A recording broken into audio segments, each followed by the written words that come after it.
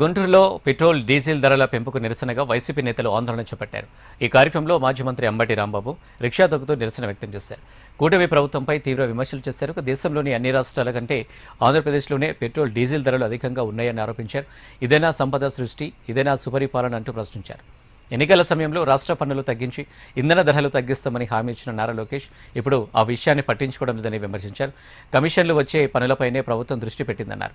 అధికారంలోకి రాకముందు చెప్పిన మాటలకు ఎప్పుడు చేస్తున్న పనులకు ఎలాంటి పొంతన లేదని, పెట్రోల్ డీజిల్ ధరలు తగ్గించకపోతే రాష్ట్ర వ్యాప్తంగా ఉద్యమం చేపడతామని హెచ్చరించారు.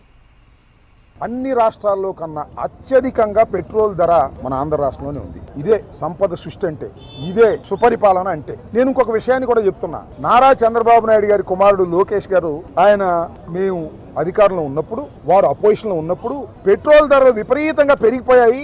దీనికి కారణం రాష్ట్ర ప్రభుత్వం విధించేటటువంటి లోకల్ ట్యాక్సెస్. ఆ లోకల్ ట్యాక్సెస్ ని మేము తొలగిస్తాం, మేము అధికారంలోకి వస్తే ధర తగ్గించేస్తాం అని చెప్పినటువంటి ప్రబుద్ధుడు ఇవాళ రాష్ట్రంలో ప్రధాన భూమిక పోషిస్తున్నాడు. ముఖ్యమంత్రి స్థానంలో కూర్చోకపోయినా ముఖ్యమంత్రిగా వ్యవహరిస్తున్నాడు. ఆయన అడుగుతా ఉన్నా, ఏమండి ఆ రోజున మీరు మమ్మల్ని ఇలా అన్నారు కదా, ఇప్పుడు మీ ప్రభుత్వం వచ్చింది కదా, మరి లోకల్ ట్యాక్సెస్ వ్యాట్ తగ్గించి అన్ని రాష్ట్రాల కన్నా చౌకగా చేయొచ్చు కదా.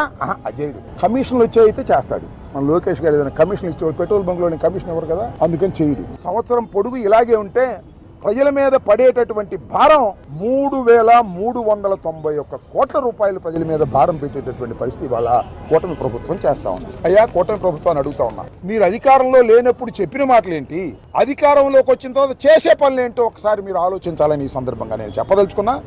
ఇప్పటికైనా మీరు వాస్తవాలు తెలుసుకొని అన్ని రాష్ట్రాల కన్నా తక్కువ ధరకి ఈ రాష్ట్రంలో పెట్రోల్ ధరలు వచ్చే విధంగా మీరు ప్రయత్నం చేయండి. పెంచిన ధరని తగ్గించేటటువంటి ప్రయత్నం చేయకపోతే ప్రజలు మిమ్మల్ని క్షమించరని మనం వచ్చాడు. కొన్ని తగ్గిస్తారు, మీరు చూశారు కదా. ఆర్టీసీని ప్రైవేటీకరణ చేసేస్తారు, మళ్ళీ మేము తీసుకొచ్చి గవర్నమెంట్లో పెడితే. మెడికల్ కాలేజీలు ప్రైవేటీకరణ చేసేస్తారు లోకేష్ గారి నాయకత్వంలో. ఎందుకంటే లోకేష్ గారు క్యాష్ ఇస్తే ఇదేం పెట్రోల్ బంకులు ఎవరు క్యాష్ ఇవ్వరు కదా. లోకేష్ గారు, మీరందరూ లోకేష్ అనుకుంటున్నారు, ఆయన్ని is not Lokesh, love cash. క్యాష్ని లవ్ చేస్తాడు, అందుకనే మంచి పేరు పెట్టారు. ఇప్పటికైనా ఈ ప్రభుత్వం వాస్తవాలు గమనించి పెట్రోల్ ధరలను తగ్గించి సామాన్యుల మీద పడే భారాన్ని తగ్గించాలి. పెట్రోల్ ధర పెరిగితే, డీజిల్ ధర పెరిగితే అన్నీ పెరుగుతాయి, రవాణా ఛార్జీ అన్నీ పెరుగుతాయి, ప్రతి వస్తువు పెరిగిపోద్ది, ఎఫెక్ట్ అయిపోతుంది, సామాన్యుడు బతకలేని పరిస్థితి వస్తుంది. తక్షణమే ఈ ప్రభుత్వం దాని మీద చర్య తీసుకోవాలని విజ్ఞప్తి చేస్తున్నాం. శాంతియుతంగా ఇవాళ మెమోరాండాలు ఇచ్చే కార్యక్రమం చేశాం. అలా కాకపోతే దీనికి తగ్గట్టుగా మరొక పెద్ద ఉద్యమాన్ని కూడా నిర్మించి చేస్తామని కూడా ఈ సందర్భంగా నేను చెప్పదలుచుకున్నాను. కాబట్టి తక్షణమే పెట్రోల్ ధరలు తగ్గించేటటువంటి కార్యక్రమాన్ని ఈ లవ్ క్యాష్ గారు తొందరగా చేయాలని ఈ సందర్భంగా నేను మీ ద్వారా వారికి విజ్ఞప్తి చేస్తున్నాను.